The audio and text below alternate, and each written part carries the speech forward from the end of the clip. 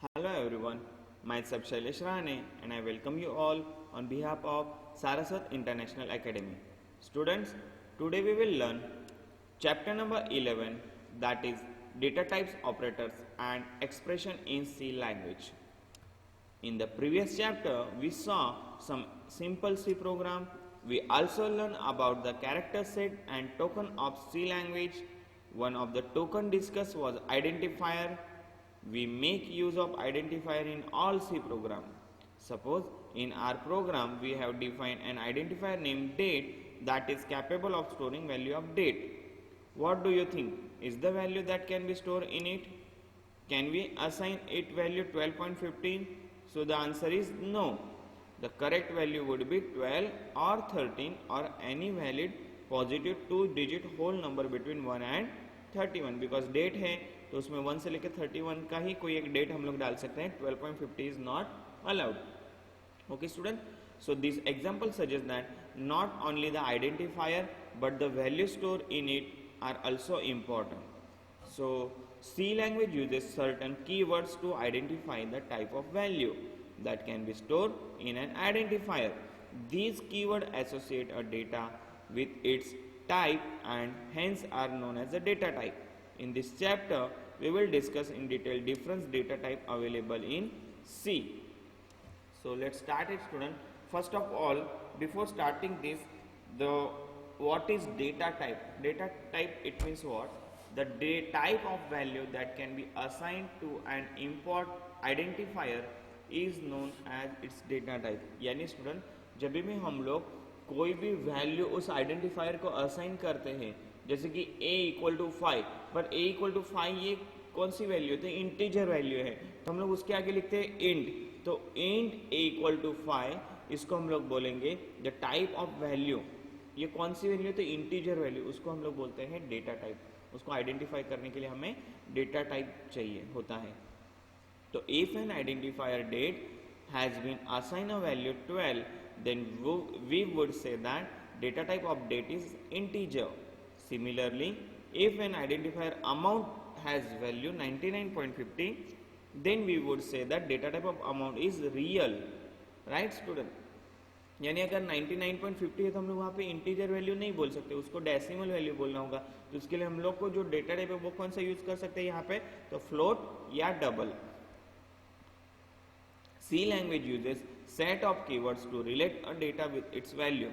These keywords identify two things: the type of value that can be stored in an identifier and the memory space required by an identifier. Each data type is allocated a fixed memory space in C. It is denoted by bytes. One byte is combination of 8 bit. Student इसका मैं आपको एक table भी समझा देता हूँ, यानी आपको फिर से कंफ्यूजन नहीं होगा. सी here, और ये आपके नोटबुक में नोट डाउन करने तक कर लेना because it's a very important. In 9th standard also we learn this thing, but again 1 bytes equal to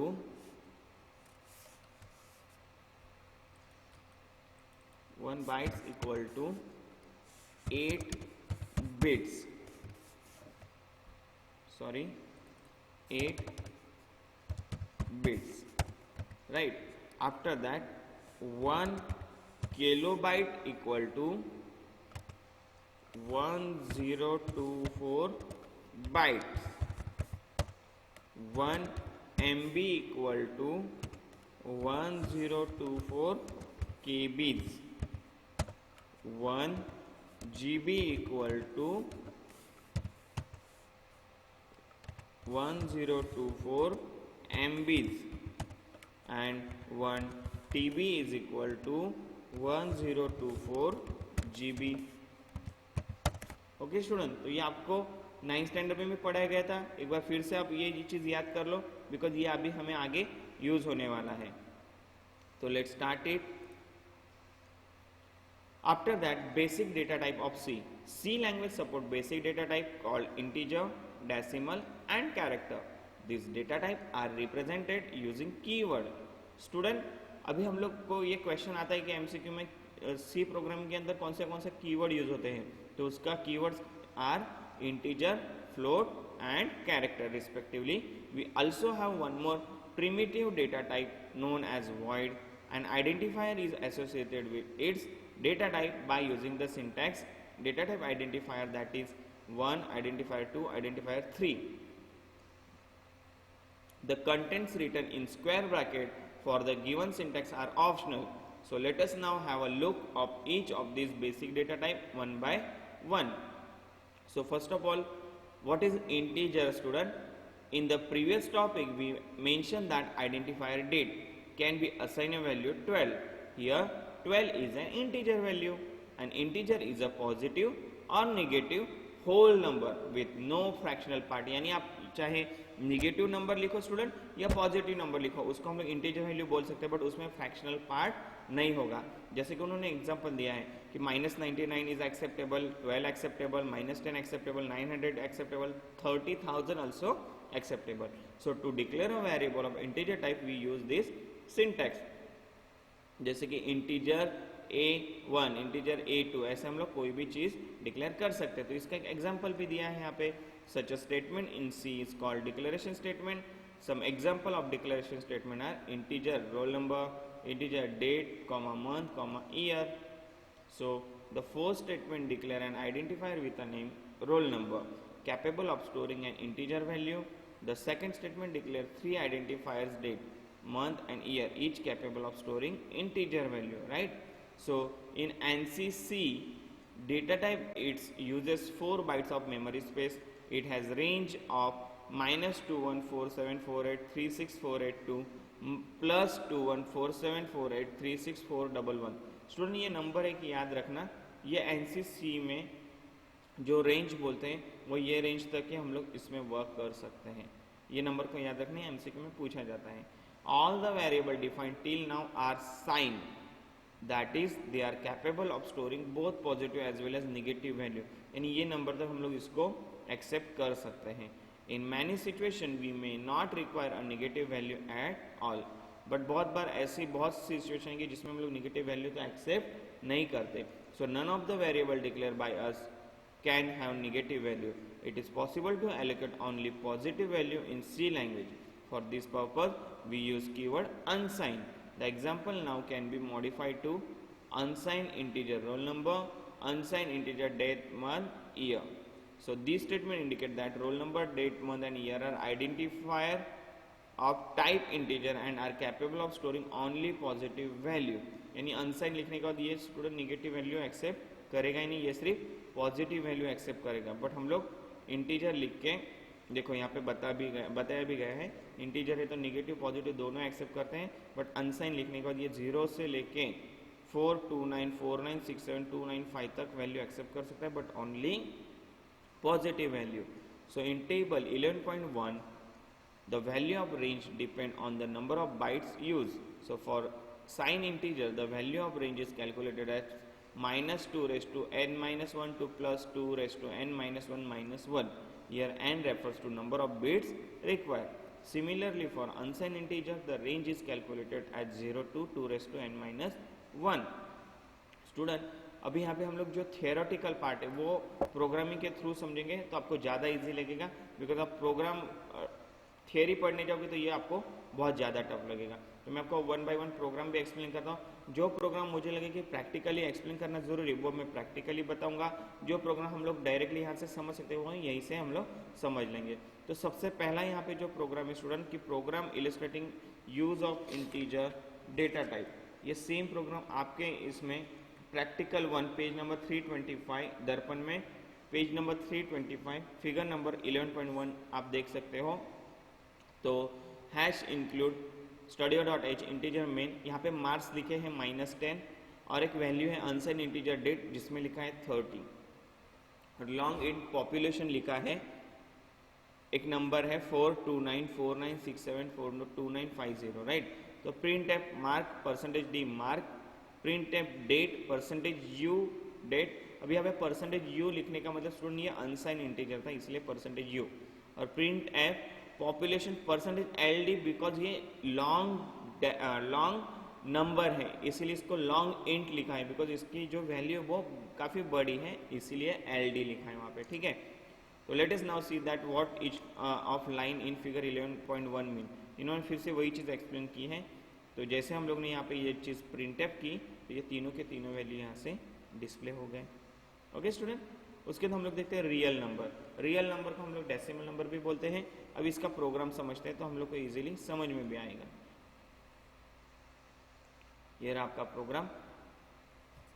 in your Darpan page number 326 figure number 11.4। तो यहाँ पे float first, double second, long double third, काफ़ी सारी और काफ़ी बड़ी value लिखी है, राइट। बट जब इस अभी यहाँ पे फ्लोट लिखने का मतलब स्टूडेंट, यहाँ पे अगर आपको कोई वैल्यू स्टोर करनी है तो हम लोग डेसिमल वैल्यू के लिए फ्लोट और डबल यूज़ करते हैं। डबल से हम लोग लॉन्ग वैल्यू स्टोर करते हैं, बड़ी वैल्यू स्टोर करते हैं, और लॉन्ग डबल से उससे भी बड़ी वैल्यू होगी तो हम लोग लॉन्ग डबल से स्टोर करते हैं। तो जब इसका आउटपुट आएगा तो आप देखना फ्लोट में डॉट के बाद यानी 64, ये कितने नंबर कंसिडर किए 987654 75264 यानी 75, इसको इसने कन्वर्ट कर दिया और यहाँ पे 000 कंसिडर किया, राइट। उसकी अगर हम लोग डबल सेकेंड की बात करें तो 4321 इस नंबर को भी इधर कन्वर्ट कर दिया। क्यों? Because observe that the value of variable first, second and third are this one, right, second and this respectively. Looking at the output properly, we can see only first 7 digit of variable first are matching the actual entry. इसमें से जो पहले 7 number है ना student, वही सिर्फ match हो रहे हैं, 1 2 3 4 5 6 7, यानी 4 3 तक राइट है। फिर 2 1 से हम लोग का आंसर यहाँ पे चेंज हो गया है, right, matching actually. Similarly, in the variable second and third, only 15 digits are matching. Why 15 digits? Because ये डबल बड़ी वैल्यू एक्सेप्ट करता है। तो 1 2 3 4 5 6 7 8 9 10 11 12 13 14 15 यानी 5 तक ये आंसर राइट देगा, बाद में उसके बाद ये चेंज हो जाएगा, राइट। 6 5 5 ये चेंज हो गया student. Okay, this is the reason we have mentioned that is the float is precise to 6 and at times 7 decimal digit. Similarly, double and long float are precise to 15 at 16 decimal digit. इसके बाद हम लोग इसको decimal digit में count करते हैं।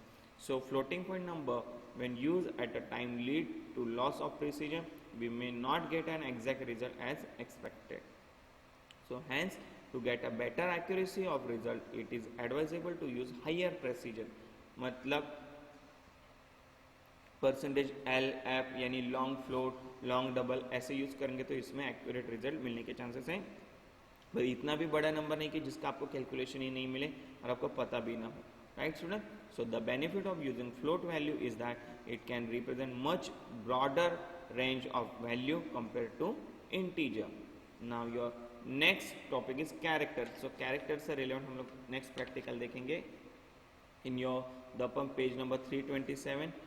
यहाँ पे स्टूडेंट कैरेक्टर को सेव करना है हमें, सिंगल कैरेक्टर को, तो इसलिए यहाँ पे हम लोग ने जो वेरिएबल डिक्लेयर किया वो है कैर। यहाँ पे इंट नहीं लिख सकते, इंटीजर डबल फ्लोट हम लोग नंबर के लिए यूज़ करते हैं, बट कैरेक्टर के लिए हम लोग कैर डेटा टाइप यूज़ करते हैं। तो जेंडर यानी male, answer M, number 2, special character space लिखिए।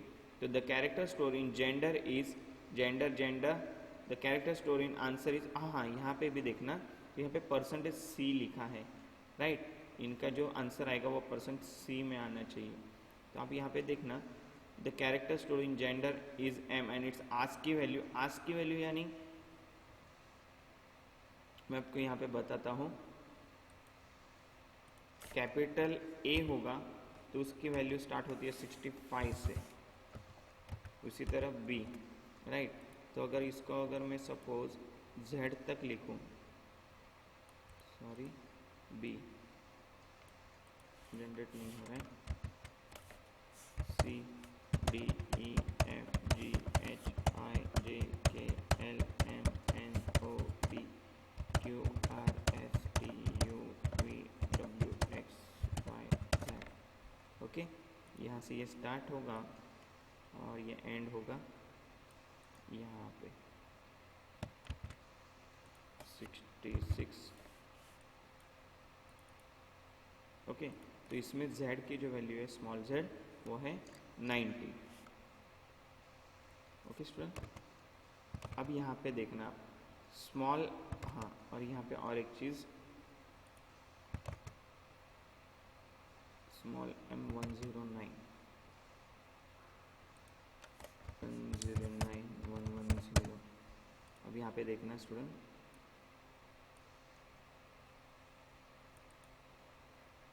ये 93 से स्टार्ट होती है, 97 से, sorry, let's check, right correct.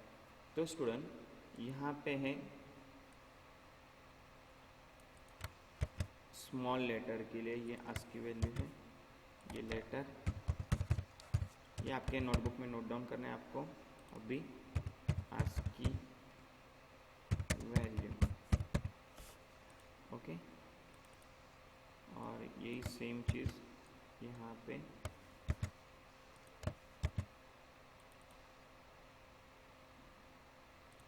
अब यहाँ पे ये देख समझना है हमें एक चीज़, ये जो लेटर है ये हमारे स्मॉल लेटर है, ओके। इसको हम लोग कन्वर्ट करते हैं टू लोअर,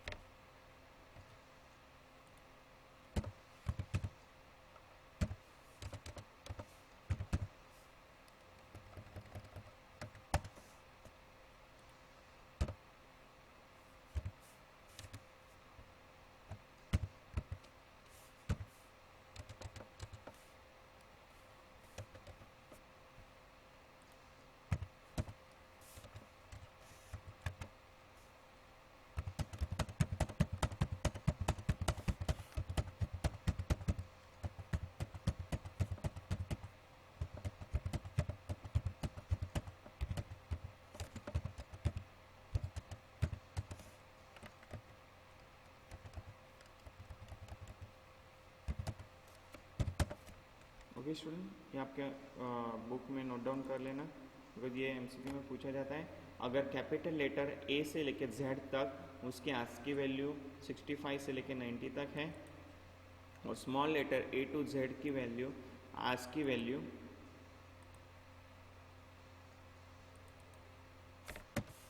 97 से लेके, जस्ट अ मिनट,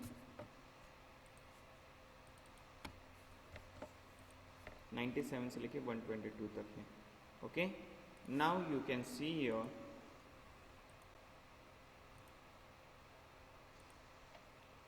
सबसे पहले स्मॉल m है तो उसकी ASCII वैल्यू है 109, कैपिटल M है तो उसकी ASCII वैल्यू है 77, नंबर 2 है तो 2 के लिए ASCII वैल्यू है 50, ये यहाँ पे स्टोर नहीं है, और स्पेशल कैरेक्टर होगा तो उसकी ASCII वैल्यू होती है 32। ये आपका स्टूडेंट याद रखनी है 32, बिकॉज स्पेस के लिए ये चेंज नहीं होती कभी, ये फिक्स रहती है, और ये बाकी नंबर के लिए भी ASCII वैल्यू कभी चेंज नहीं होती।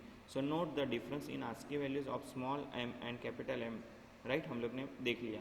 We can see that it is also possible to use a number of character form, to use numeric value 2 as a character we have to write it is 2. So also observe that though the character assigned to special character is not visible on the screen, we still do see its ASCII value. तो अगर हम लोग कोई special character को देख नहीं सके तो उसकी ASCII वैल्यू को तो देख सकते हैं, राइट। अभी उसके बाद empty data set, C provide a special data type identified by keyword void. This type of data has no value. जिसमें वैल्यू नहीं रहती उसको हम लोग बोलते हैं empty data set. So hence we denoted it to be empty. It is a mainly as a written type of function. As mentioned in previous character, C program consists of function.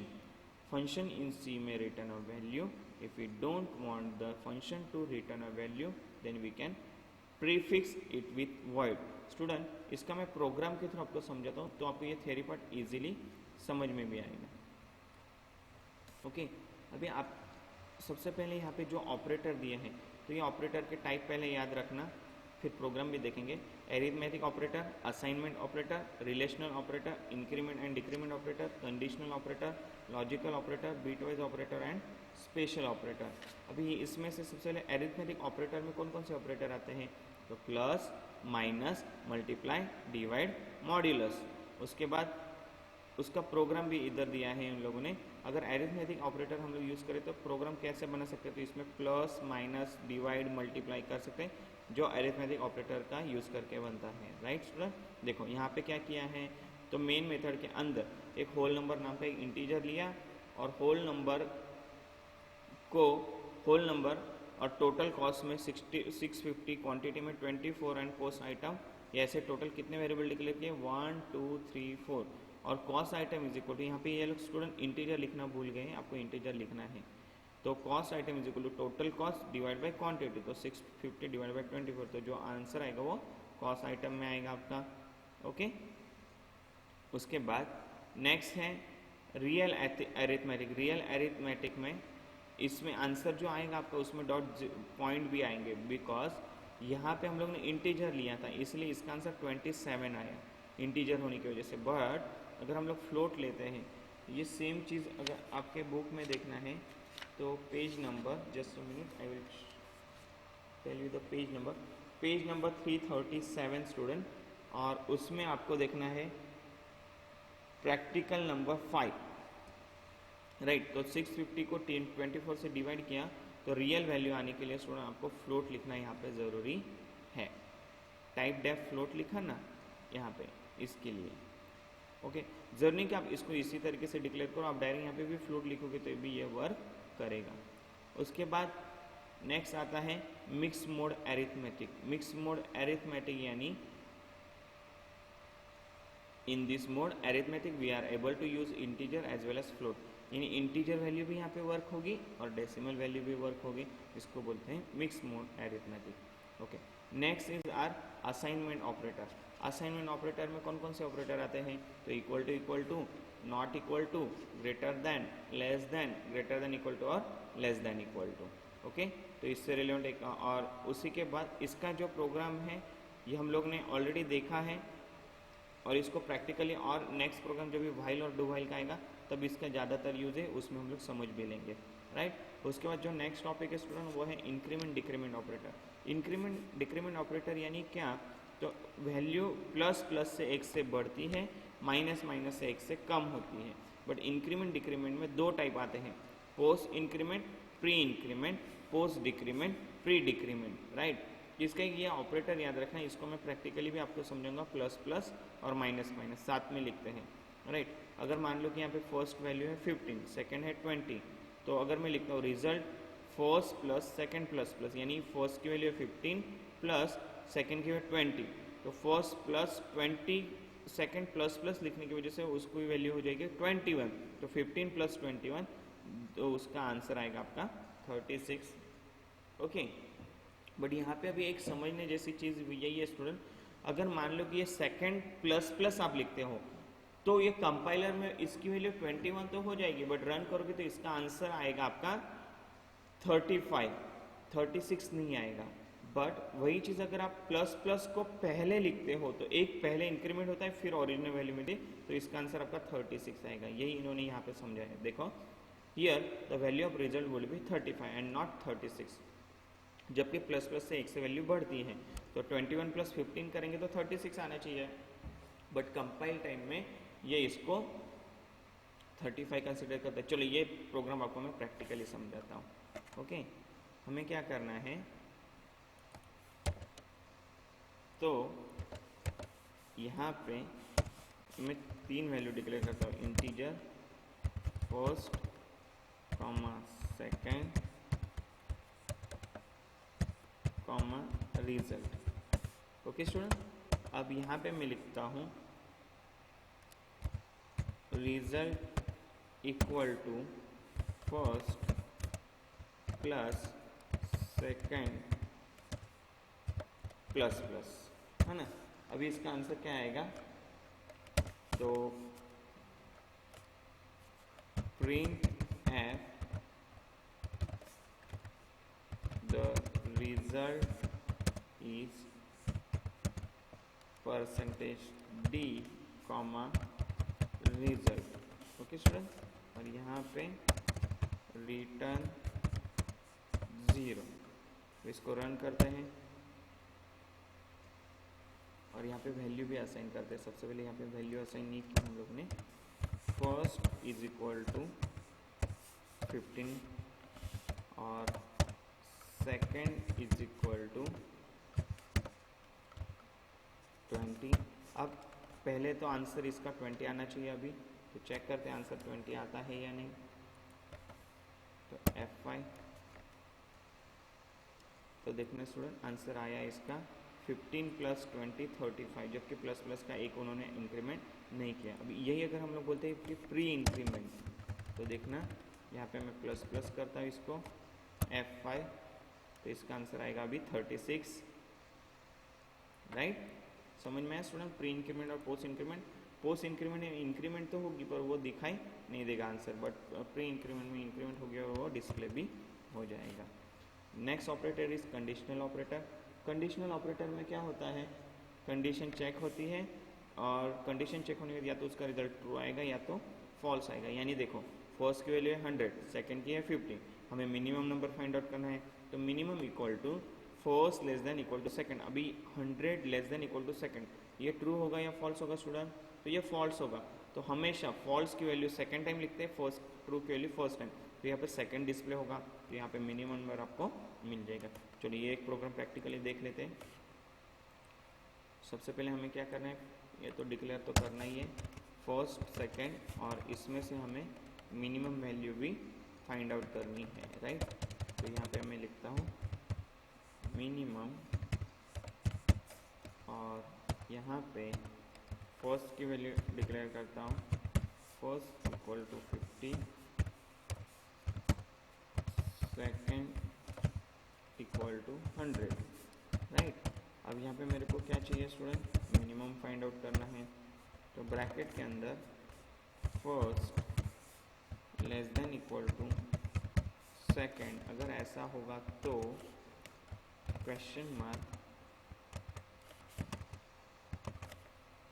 First, अगर right आया तो, या तो फिर second false आया तो, right. और print F the minimum value is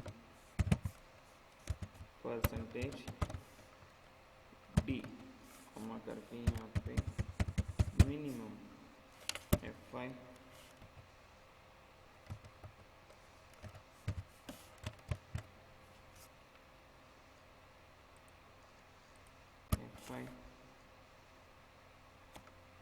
क्या बोल रहे, फर्स्ट को declare FIRST, okay, spelling mistake FIRST, run करते इसको, तो मिनिमम आंसर आएगा आपका 50। समझ में आया स्टूडेंट कंडीशनल ऑपरेटर। अगर मान लो कि इसके बदले में यहाँ पे 500 करता हूँ, अब देखते हैं आंसर क्या आता है, तो मिनिमम वैल्यू इज 100। समझ में आया स्टूडेंट। चलो आगे बढ़ते हैं। Your next operator is logical operator. Logical operator में क्या होता है, तो लॉजिकल एंड, लॉजिकल और लॉजिकल नॉट, ये किस तरीके से लिखते हैं ये देख लेना यहाँ पे। अब इससे रिलेटेड प्रोग्राम भी हम लोग करेंगे। तो हम लोग का जो नेक्स्ट प्रोग्राम है वो है आपके दर्पण के अंदर page number, just a minute,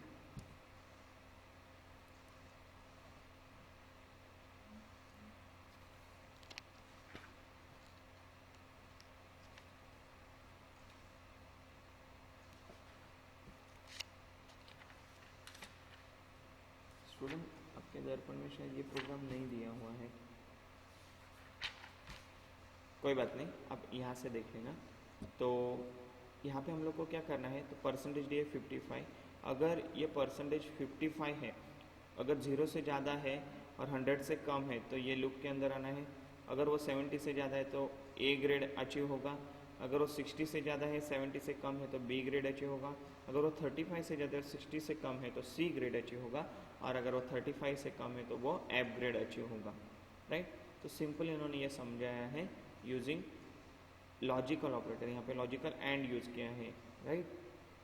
तो दोनों कंडीशन में वो सेटिस्फाई होने चाहिए, 35 से ज़्यादा हुए, 60 से कम हुए तो 55 यहाँ पे सेटिस्फाई हो रहा है, तो आपका यहाँ सी ग्रेड अचीव हो जाएगा, राइट स्टूडेंट। तो देखना output you have secure C grade, right. Now next operator is bitwise operator. अब बीट वाइज ऑपरेटर में कौन से होते हैं, तो and, bitwise or, bitwise not, bitwise exclusive or, bitwise left shift by number bit specified and right shift by number bit specified. उसके बाद special operator, special operator में होता है फर्स्ट, सेकंड और result. इसमें special operator में हम लोग ने कौन कौन से यूज़ किया, तो साइज ऑफ ऑपरेटर, कोई भी डेटा टाइप की अगर हमें साइज चेक करनी है तो हम लोग उसमें स्पेशल ऑपरेटर का यूज़ करते हैं। जैसे कि मान लो कि ये रिजल्ट तो स्टोर हुआ बट इसकी साइज़ क्या है, तो साइज़ डिस्प्ले करने के लिए हम लोग स्पेशल ऑपरेटर का यूज़ करते हैं। तो साइज ऑफ ऑपरेटर को हम लोग स्पेशल ऑपरेटर बोलते हैं, राइट। उसके बाद है प्रायोरिटी, ये ज़रूरी नहीं है अभी, टाइप कन्वर्जन भी ज़रूरी नहीं, ये प्रोग्राम के थ्रू हम लोग समझ लेंगे। So here your next topic is storage class. देख लेते हैं एक बार कितना है, ओके देख ही लेते हैं इसमें। Storage class means what student, the variable use in C program are generally store in primary memory of the component. It is also possible to store some variable in register. C language provides 4 storage classes, namely automatic, external, register and static. C programming के अंदर student जो storage class use होते हैं वो 4 type के storage class है, ये नाम याद रखना, automatic, external, register and static. The storage classes allows user to specify the location where he or she wants to share the variable. So let us now discuss then only one by one. So उसमें automatic में क्या है, तो all the variable by default storage class are automatic. To explicitly define the variable as automatic, we use the keyword auto. The following syntax allow us to define automatic storage class for a variable. यानी auto integer a लिखा तो उसमें automatic value store होते रहेगी। वही अगर external variable की अगर बात करें, जैसे कि यहाँ पे एग्जांपल भी देख लेते हैं, the definition auto int number indicate that the variable number is of the type integer and storage class is automatic. So such a variable are created automatically when the function is called. जैसे function को call करेंगे वो variable automatic call होगा। And destroy when the function is return, जैसे function return हो जाएगा उसको destroy भी कर देगा and control back to the calling function. So this variable are by default are assign a garbage value, यानी ये गार्बेज वैल्यू को कलेक्ट करेगा बिकॉज उसमें कोई वैल्यू असाइन की ही नहीं है इसीलिए। अब नेक्स्ट टॉपिक है हमारा external value. At a times the programmer need to share a variable between 2 function और program. We can use storage class external to share variable between 2 different function or program. It is necessary though that the variable must be defined as a global variable in at least one program. The following syntax allow us to define external storage class for a variable. So external लिख के हम लोग कोई भी data type को use कर सकते हैं। अभी स्टूडेंट ये जो प्रोग्राम से इसलिए प्रोग्राम हमें फिलहाल नहीं करने, ये एडवांस लेवल में इसलिए हमें इसका कंसेप्ट समझना है। ऑटोमेटिक में ये ऑटोमेटिक वैल्यू स्टोर करेगा, एक्सटर्नल में ये एक्सटर्नल वैल्यू स्टोर करेगा, रजिस्टर वेरिएबल में क्या होगा, तो the to have fast access to variable. अगर हम लोग को कोई भी वेरिएबल का फास्ट एक्सेस चाहिए तो हम लोग रजिस्टर वेरिएबल का यूज करेंगे। We can store the variable in the CPU register. C language provide use a storage class called register to store the variable in the CPU register. और उसके लिए syntax क्या है, सबके लिए सेम है। जैसे एक्सटर्नल होगा तो एक्सटर्नल, रजिस्टर है तो रजिस्टर डेटा टाइप आइडेंटिफायर, और स्टैटिक वेरिएबल यानी कांस्टेंट वैल्यू जिसको बोलते हैं जो चेंज नहीं होती, उसके लिए हम स्टैटिक वेरिएबल का यूज करते हैं। The static storage class when used along with variable makes the variable value permanent, यानी वो चेंज नहीं होगी within a specific region. और static storage class variable is store permanently in the primary memory and by default is assign value 0. The following syntax allow us to define a static storage class for a variable. So static लिख के आपको data type का नाम लिखना है और identifier का नाम लिखना है। So for example, the definition static int max indicates that the variable max is of type of integer and its storage class is static. So student, अभी इसमें जो थेरोटिकल कुछ पॉइंट्स है जैसे कि कीवर्ड्स क्या है या वेरिएबल्स क्या है या कौन से ऑपरेटर कैसे यूज करने, तो इसके रिलेवेंट हम लोग प्रोग्राम करेंगे जो आगे के नेक्स्ट चैप्टर में आपको है दिए गए हैं, राइट। तो अगर आपको कोई टॉपिक थेरोटिकली यहाँ पे मे भी समझ में नहीं आए, so don't worry about that. In the next chapter by programmatically once you understand the program it will be clear. So thank you students. Still, if you have any doubt, you can ask me on my WhatsApp number. Have a good day. In next session we will start chapter number 12, that is using input output operation.